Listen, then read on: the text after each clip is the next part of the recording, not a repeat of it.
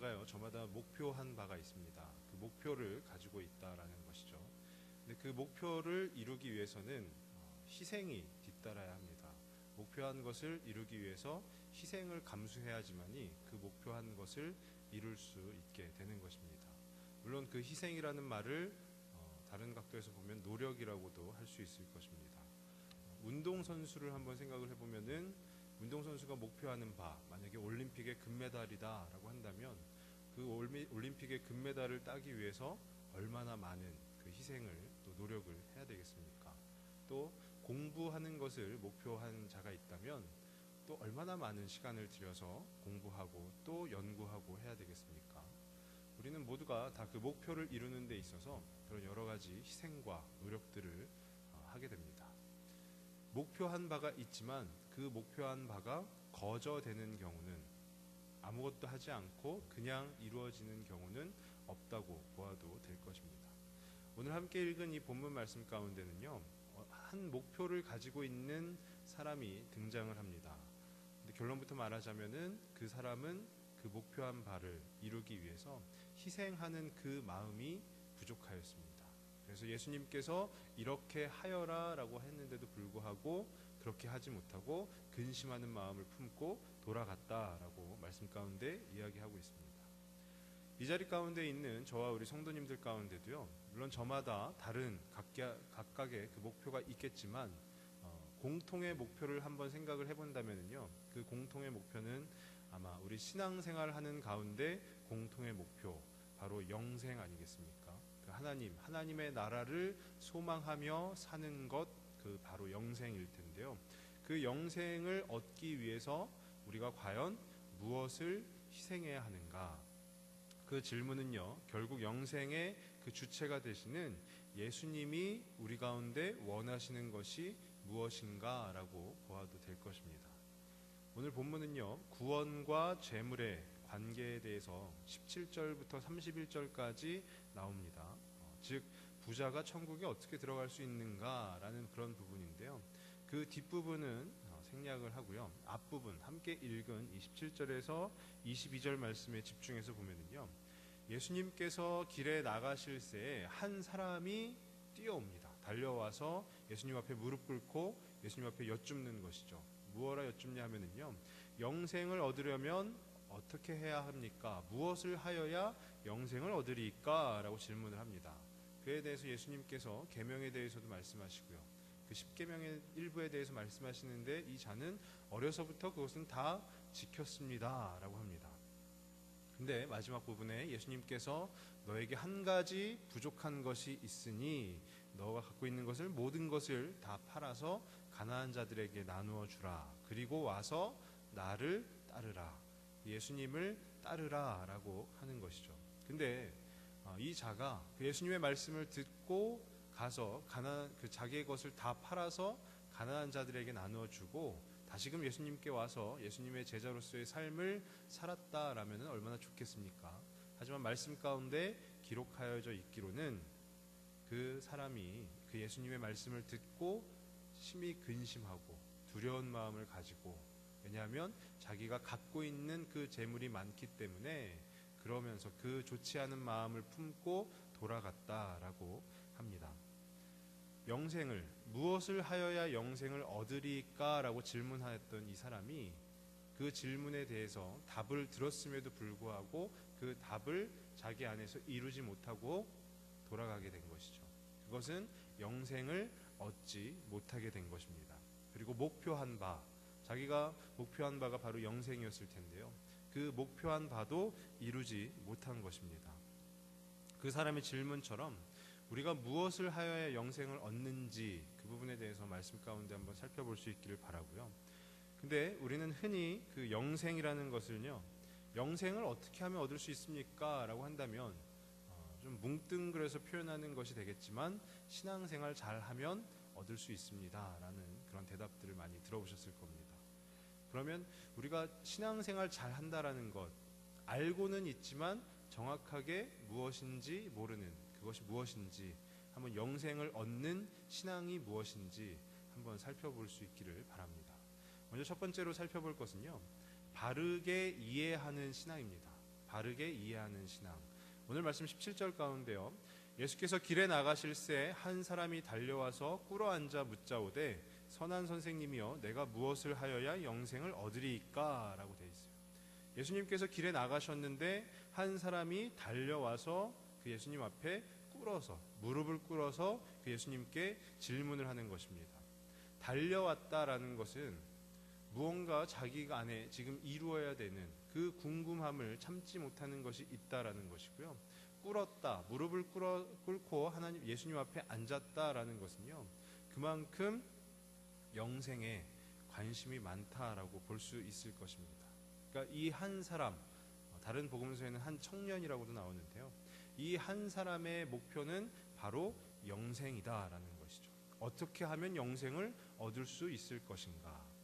그럼 영생이라는 것이 무엇인지 한번 물론 여러 의미로 해석이 될 수 있겠지만은요, 말씀 가운데 한 구절을 찾아보면요, 우리가 잘 아는 말씀인데요, 요한복음 17장 3절에 보시면 영생은 곧 유일하신 참 하나님과 그가 보내신 자 예수 그리스도를 아는 것이니이다 라고 되어 있어요. 참 하나님과 그가 보내신 자 예수 그리스도를 아는 것, 그것이 바로 영생이라는 것입니다.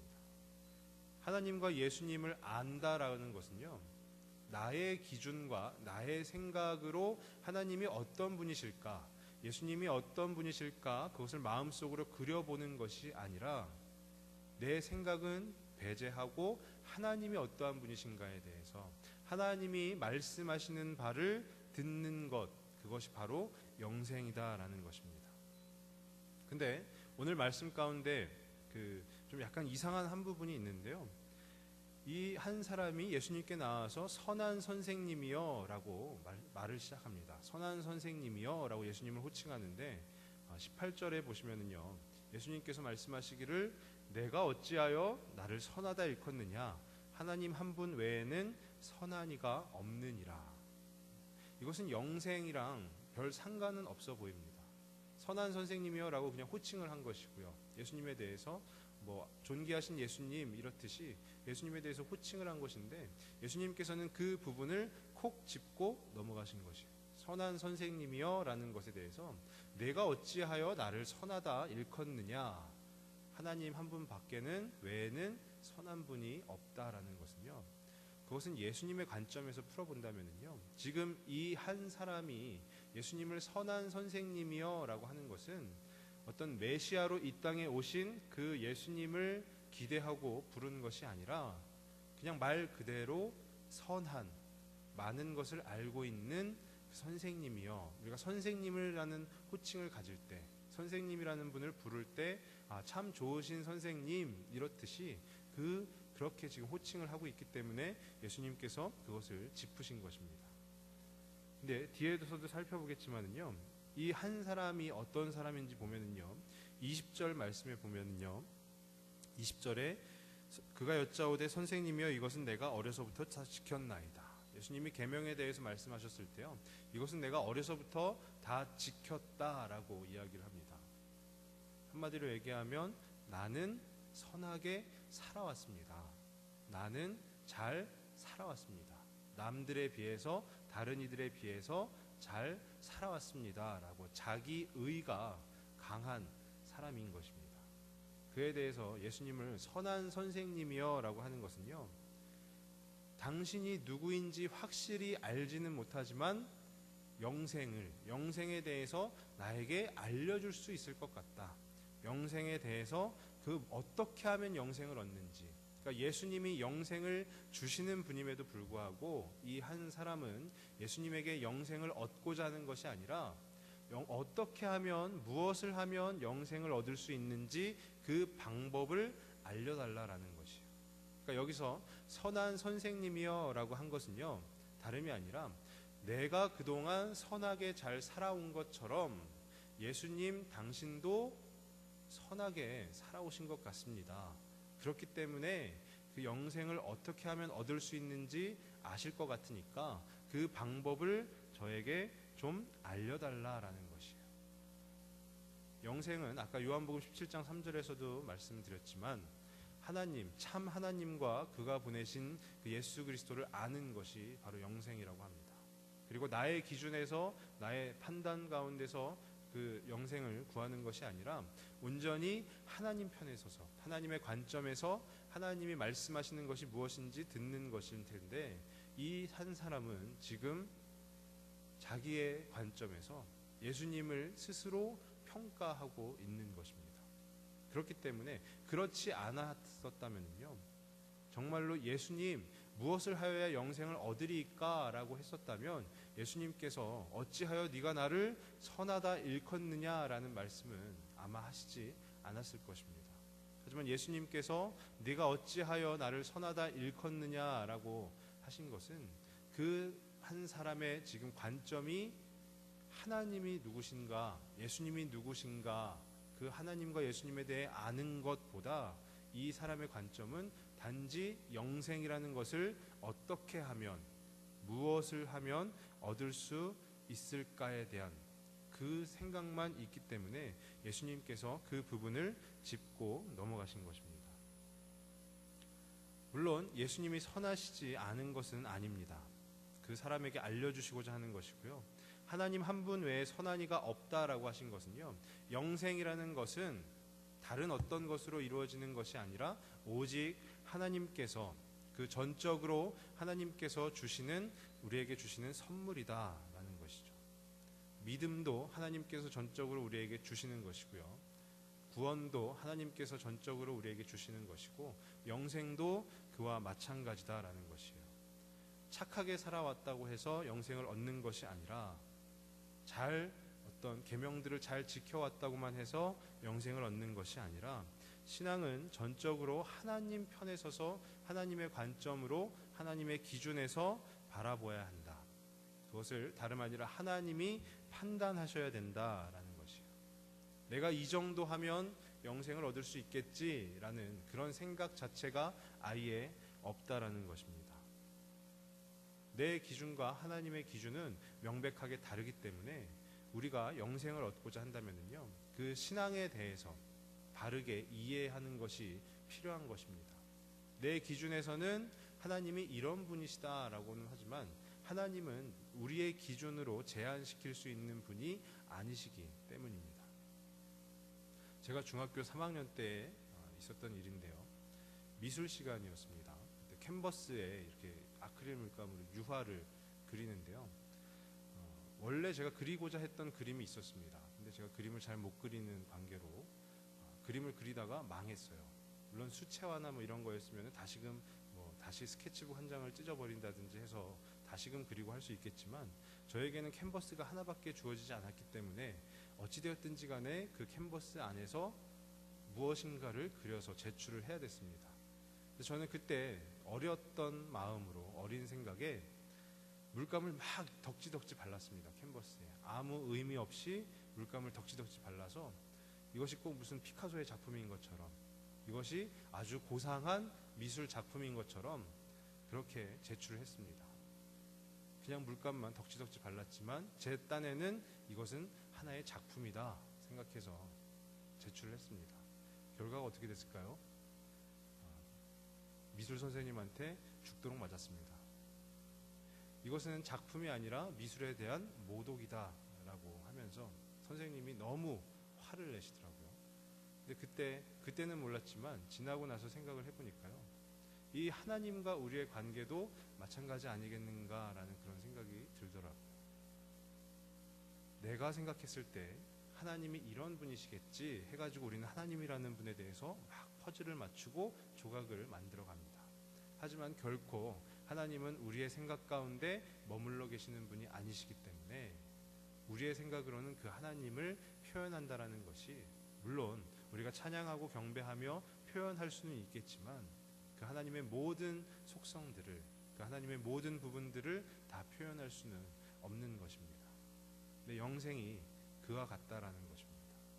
내가 어떻게 한다고 해서 영생을 얻어지는 것이 아니고, 영생이라는 것은 하나님께서 전적으로 그분의 가치에 따라, 그분의 판단에 따라 우리 가운데 주시는 것이다라는 것이죠. 신앙이라는 것이 마찬가지 아니겠습니까? 하나님에 대한 우리의 마음을 점검하는 것이 신앙이 아닙니다. 우리에 대한 하나님의 마음이 무엇인지 알아가는 것이 신앙인 것입니다. 우리는 그 신앙에 대해서 바르게 이해할 필요가 있는 것입니다. 하나님에 대한 우리의 마음, 하나님께 드리는 우리의 간구, 그것이 우리의 신앙의 전부가 아니라, 물론 포함은 되겠지만 그것이 전부가 아니라 우리들에 대한 하나님의 마음, 그리고 우리에 대한 하나님의 계획하심, 그것을 알아가는 것이 바로 신앙이다라는 것입니다. 그 신앙을 바르게 이해할 때 우리는 그 영생에 한 걸음 더 가까이 나아갈 수 있을 줄로 믿습니다. 그런가 하면 두 번째로 살펴볼 것은요, 기본을 지키는 신앙인데요. 오늘 말씀 19절에 보시면 내가 계명을 안 하니 살인하지 말라, 간음하지 말라, 도둑질하지 말라, 거짓 증언하지 말라, 속여 빼앗지 말라, 내 부모를 공경하라 하였느니라. 예수님은요, 지금 이 사람에게 10계명의 일부를 영생을 얻기 위해 감당해야 할 것으로 말씀을 하고 계신 것입니다. 그에 대한 이 자의 대답은 어려서부터 그것들을 다 지켜왔다라고 합니다. 근데 얼핏 보면 지금 예수님이 복음주의자가 아닌 율법주의자처럼 비춰질 수가 있습니다. 이것은요, 우리는 흔히 복음과 율법이라는 것을 분리시켜서 생각하는, 그러니까 복음과 율법을 대조시키는 것에 익숙하기 때문인데요. 율법은 복음이 아니고 또 복음은 율법이 아니다라는 그런 생각을, 그런 오류를 가끔씩 저 또한 범하게 됩니다. 하지만 예수님이 그 율법을 행하라고 하신 것이 맞고요, 그 율법을 다 지켜왔다라는 것이죠. 그것은 예수님께서 왜 율법에 대해서 말씀을 하셨냐? 예수님이라는 분이 바로 그 율법을 없애기 위해서, 율법을 폐하기 위해서 이 땅에 오신 것이 아니라 그 율법을 완성하기 위해서 이 땅에 오셨다라는 것입니다. 바로 그것 때문에 예수님이 율법을 경시 여긴 적이 한 번도 없으신 것이죠. 마태복음 5장 17절에 보시면은요, 내가 율법이나 선지자를 폐하러 온 줄로 생각하지 말라. 폐하러 온 것이 아니요 완전하게 하려 함이라. 예수님은요, 아까도 말씀드렸지만 그 율법이라는 것을 단 한 번도 경시 여기신 적이 없습니다. 이 이야기를 지금 우리 가운데 한번 적용시켜 보면은요, 그것은 기본에 충실해야 된다라는 것을 가르쳐 주는 것일 것입니다. 기본에 충실해야 한다. 신앙의 기본이 무엇이겠습니까? 우리가 신앙생활을 하고 있는데요, 그 신앙의 기본 바로 말씀과 기도이겠죠. 말씀은 하나님의 말씀에 순종하고 그 말씀을 잘 새겨서 하나님의 뜻이 무엇인지 분별하는 것, 그리고 기도는 주님이 가르쳐 주신 대로 우리가 기도하며 이 땅 가운데서의 삶을 살아가는 것, 그 말씀과 기도가 아마 기본입니다.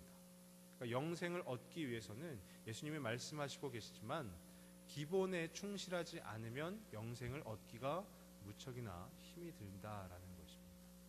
우리가 기본을 자꾸만 잊을 때가 있습니다. 제가 예전에 옆에 있는 그 드럼이라는 악기를 한번 배워보고자 했었는데요. 저는 드럼을 배우게 되면은 드럼 딱 앉아가지고 막 이렇게 멋있게 연주만 하면은 다 되는 줄 알았습니다. 근데 저한테 드럼을 잠깐 가르쳐 줬었던 분이 무슨 이상한 그 고무 패드 같은 거를 하나, 요만한 고무 패드를 하나 갖고 오더니 하루에 몇 시간씩 이거를 치라고 그러더라고요. 하루에 계속 그것만 치는 겁니다.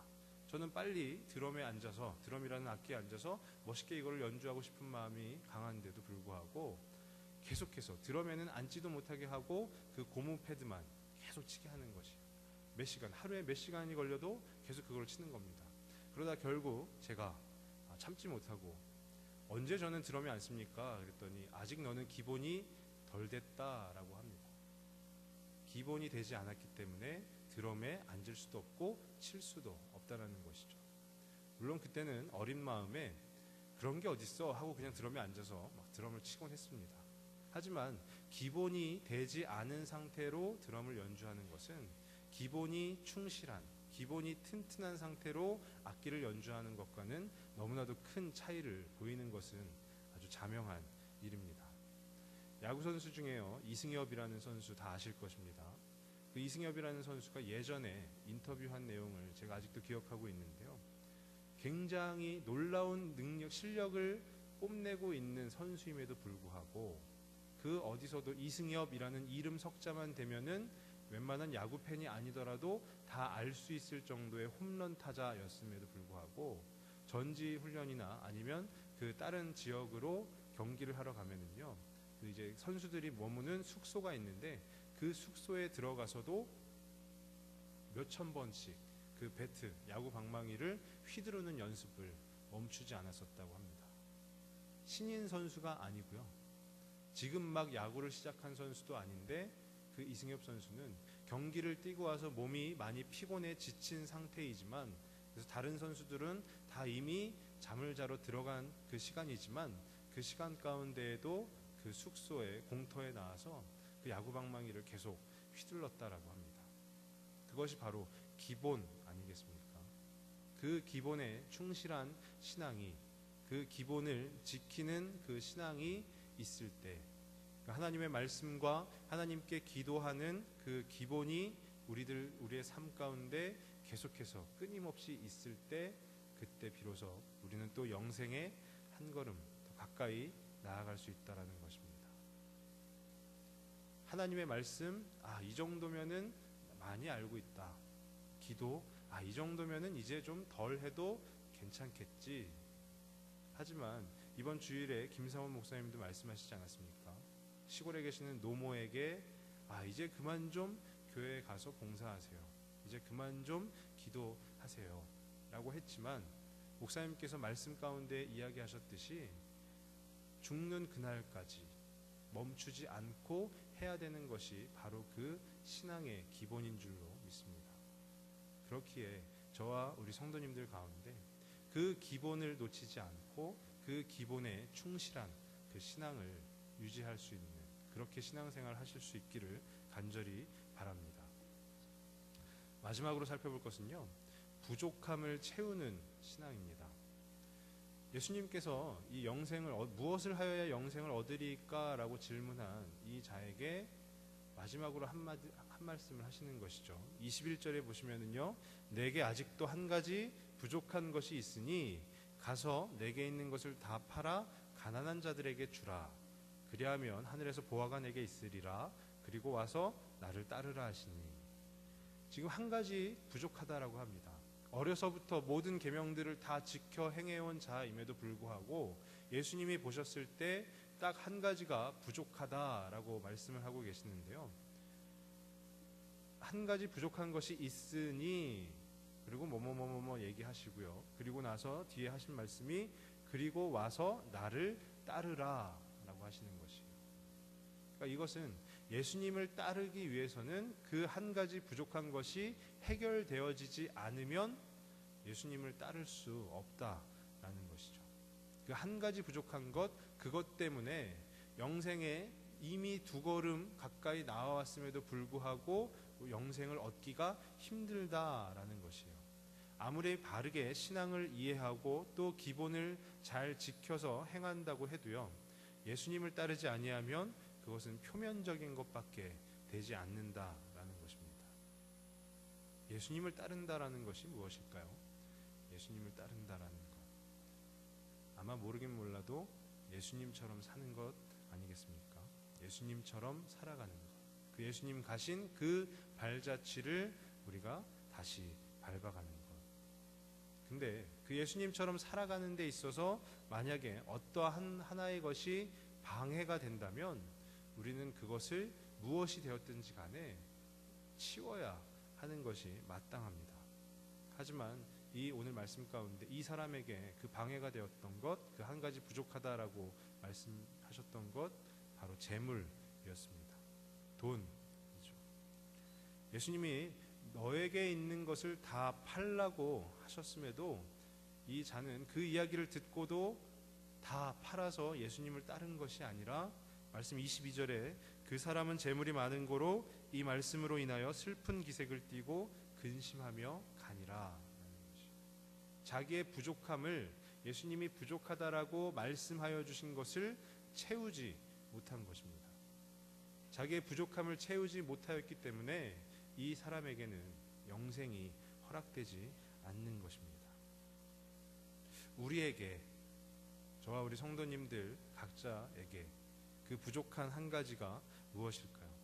예수님을 따라가는 삶을 살아야지 그렇게 결단을 함에도 그 쉽게 그 결단이 무너지고 또 무너지게 되는 것, 어쩌면 그것은요, 예수님보다 내가 더 사랑하는 것이 맞을 겁니다. 예수님보다 내가 더 사랑하는 것. 이 본문에 나온 한 사람은 그것이 바로 재물이었고요. 또 혹 누군가에게는 그것이 자녀가 될 수도 있고, 어쩌면 또 가족이 될 수도 있고, 어쩌면 또 여러 가지 자기의 능력, 재능, 시간이 될 수도 있을 것입니다. 아니면 또 다른 어떤 무엇이 될 수도 있을 것입니다.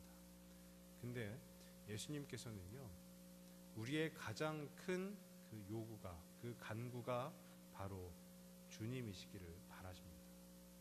그것이 바로 우리의 부족함이 채워지는 것입니다.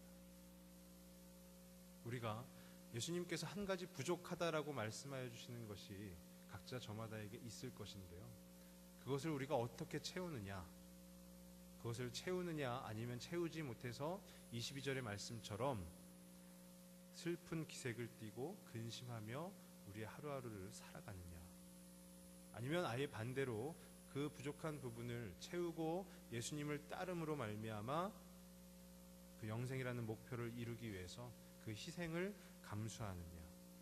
그 희생을 감수하게 되면 말씀 가운데 반대로 생각을 해보면요, 슬픈 기색은 사라질 것이고 근심 또한, 두려움 또한 사라지게 될 줄로 믿습니다.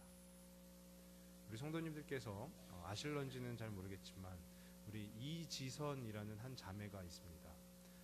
지선아 사랑해라는 책을 써가지고 이렇게 유명해진 그 자매인데요. 이 자매가 22살경인가요? 그 20대 초반의 나이에 교통사고가 나서 온몸에 전신 화상을 입었습니다. 아주 예쁘장한 자매였었는데 온몸에 전신 화상을 입고 몇 번에 걸친 대수술을 하고 나니까요, 그 몰골은 아주 이루 말할 수 없을 정도로 처참했습니다. 그 자매가 지금은 굉장히 여러 가지 사역도 하고 간증도 하면서 잘 지내고 있지만, 당시 그때의 삶을 되돌아본 그 인터뷰 내용을 제가 기억하는데, 그때는 죽음 말고는 다른 것은 택하기 어려웠었다고 합니다.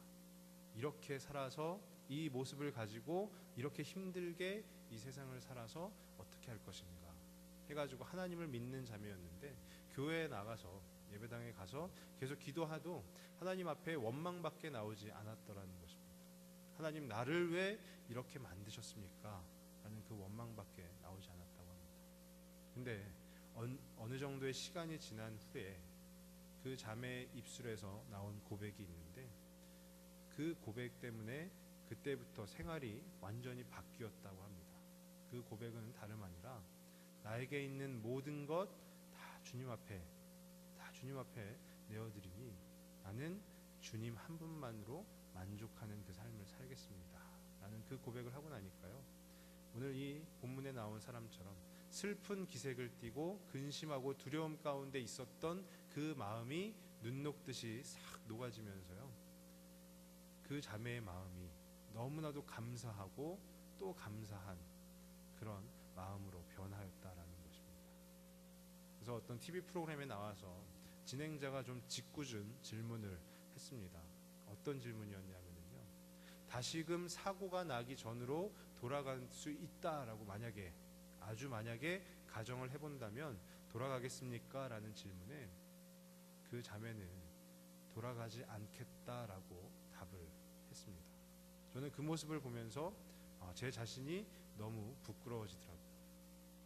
사고 나지 않은 그 전으로 돌아간다면 당연히 돌아가야 되는 것 아닌가라고 저는 생각을 했지만, 그 자매의 고백은 저는 이미 주님 한 분만으로, 다른 것 다 필요 없이 그 예수님 한 분만으로 만족하기 때문에 다시 그때로 돌아가고 싶지 않다라는 것입니다.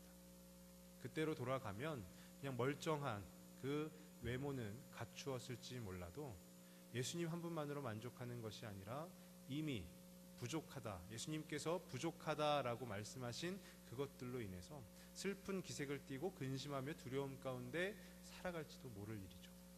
하지만 그 자매의 고백이 저에게도 도전이 되었는데, 예수님께서 말씀하시는 것, 그 한 가지 부족한 것, 어쩌면 예수님보다 더 사랑하고 있는 내 손에 쥐고 있는 그 한 가지, 그 한 가지를 내려놓으실 수 있기를 간절히 바랍니다. 그것이 무엇인지는 저도 잘 모르겠습니다.